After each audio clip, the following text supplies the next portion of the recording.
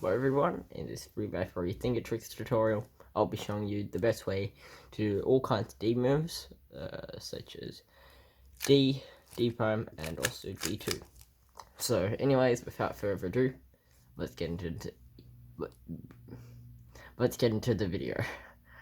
So the first D and D prime finger trick is quite simple. It's just like a U prime finger trick, just with your ring finger. So you want to put your ring finger there, and you want to just push like that, and like this. It's quite simple, and you can do that with your right hand as well for D prime.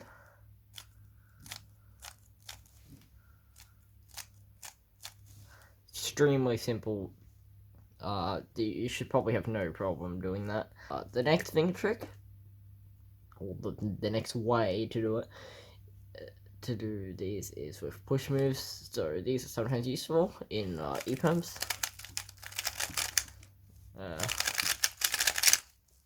So basically what you want to do is you want to do like a U prime push and a U push, like those. You want to do those, but with your ring finger instead. Most of the D moves are variations of U moves, just with your ring finger. So you can push it like that.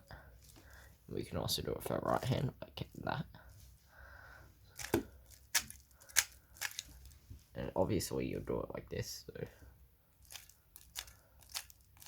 So these can get a bit, they can take a while to get used to, but they are definitely worth it. Like in the EPAM, like I said before, you go, and then you push here,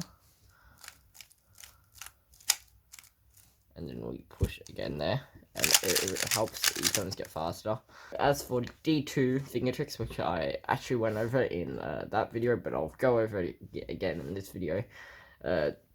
What you want to do is you want to firstly do the standard finger trick, which I taught at the very start of this video, like this, and then you want to follow up with your pinky, like that. So it looks something like that, and this can be very hard for some people to get used to. Personally, it took me around a few weeks to get used to doing this finger trick, and I was practicing like hundreds of solves a day.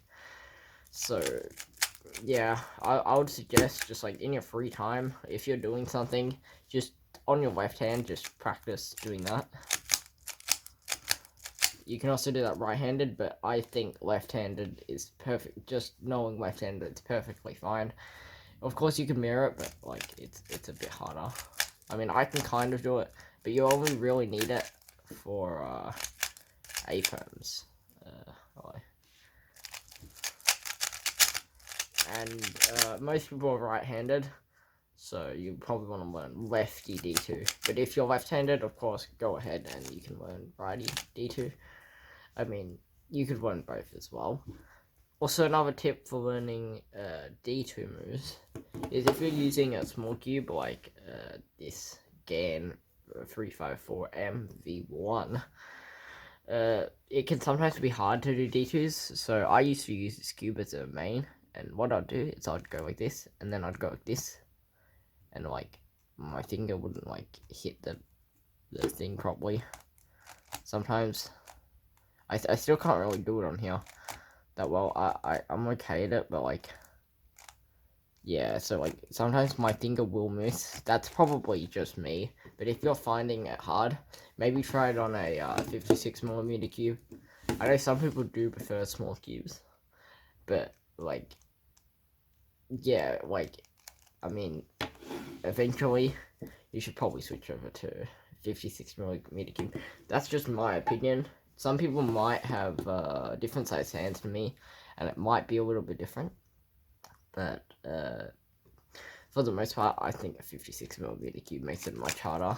Even though some people's pinkies might be short. You just have to get used to that. It's like one hand turning. Or H turning, I should call it. Yeah, so anyways, thank you for watching this video. If you enjoyed, please like and subscribe,